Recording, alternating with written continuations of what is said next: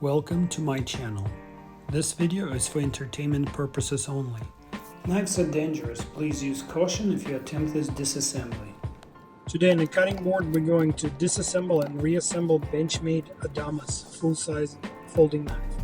These steps with slight variations do apply to all axis lock knives that are not assisted that Benchmade currently makes. So far I removed the pocket clip and the T6 screws that are on the right side of the handle, and then the T10 pivot screw. I'm only using another knife to lift the scale because I don't have any fingernails left, mostly because I'm stressed over spending so much money on knives. It's easy to keep track of the screws because the T6s are all of the same length, which cannot be said about all the other Benchmade models. Next, I'm removing 3 screws located on the left side of the knife. Next, apply pressure on the pivot post from the opposite side of the knife, and then it will simply slide out of the socket. The left scale comes right off, as does the blade and the washers. Next, I'm removing the axis crossbar by moving it into the wider opening on the frame and then working its way out of the assembly. You could actually pop the omega springs off of the crossbar before removing it from the assembly. Please pay close attention to the orientation of the omega springs. It will come in handy later. The left liner comes off and then I pull out the 3 spacers. Any knife is a sum of its components. I can see how much engineering thought went into creating this model. Something Benchmade began doing recently is this golden color coating on the back of the blade, which eliminates the need for lubrication while improving the corrosion resistance. And check this out too. The left and right liners are identical, making them completely interchangeable, which is great for the knife's maintainability. Circling back to the washers, their outside diameter is large, which improves the blade stability. I apply masking tape to the edge so that I don't injure myself while reassembling the knife.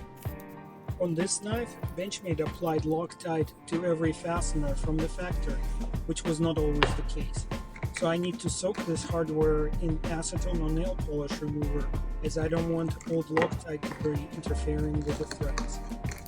And while the screws are soaking in this acetone bathtub, let's start the reassembly.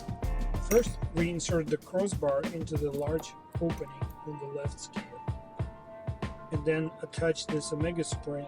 Please note the orientation. Then compress the spring slightly and insert the bent end into the slot on the liner. Move the crossbar into its operating slot. Flip the liner over and situate it on top of the left-hand side scale.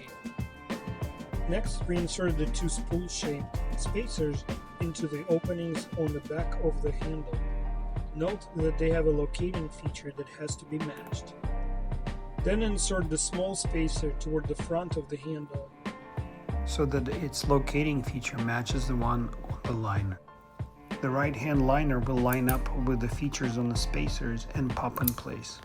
You can now attach the second omega spring. Remember, the hooked end snaps onto the crossbar, and the bent end on the other side of the spring will fit into a designated slot and point to the interior of the liner. Now move the crossbar into its operating slot.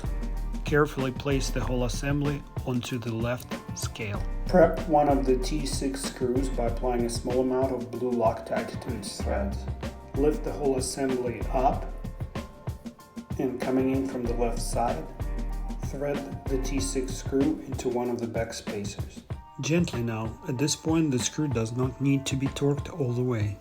Use Loctite, then thread another screw into the second back spacer. I put a small drop of oil on each side of the blade near the pivot hole. The surface tension of the oil will retain the washers as I insert the blade assembly into the frame. A well-designed pocket knife will never need lubrication on any of its moving components. And this particular knife checks all the right boxes. The blade coating and the phosphate bronze washers will reduce friction to the minimum. Later, I will remove oil residue by washing the pivot with rubbing alcohol. No matter how dexterous you are, you will probably not be able to keep the washers in perfect alignment with the holes in the blade as you insert the blade into the hand. I'm willing to bet that at the factory, the assemblers are using some kind of slave pin to accomplish this operation. Instead, I will resort to the high-tech method of using a pencil.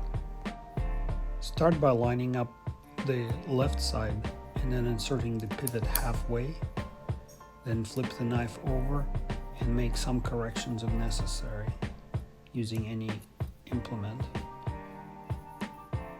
to line the washers better, and eventually it will pop in with a satisfying snap. Next, line up the right scale on top of the assembly and prep the rest of the hardware for the next steps. Thread and hand tighten all the remaining T6 screws.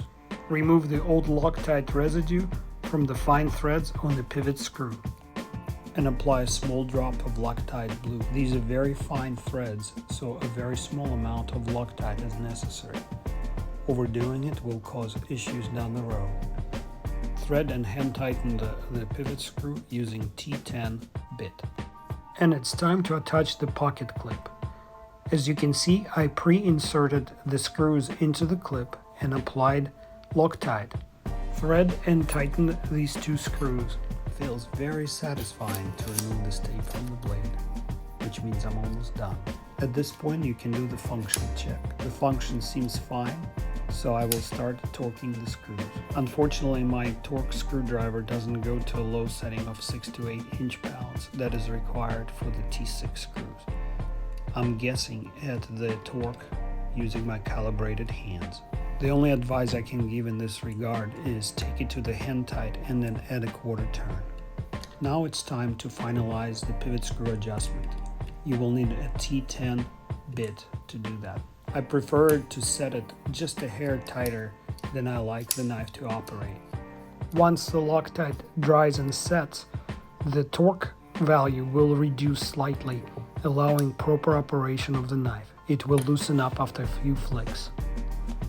This is it. The reassembly is complete. Please check links in the description to find out more about the materials and tools that I used. Please subscribe to my channel to see more interesting videos in the future.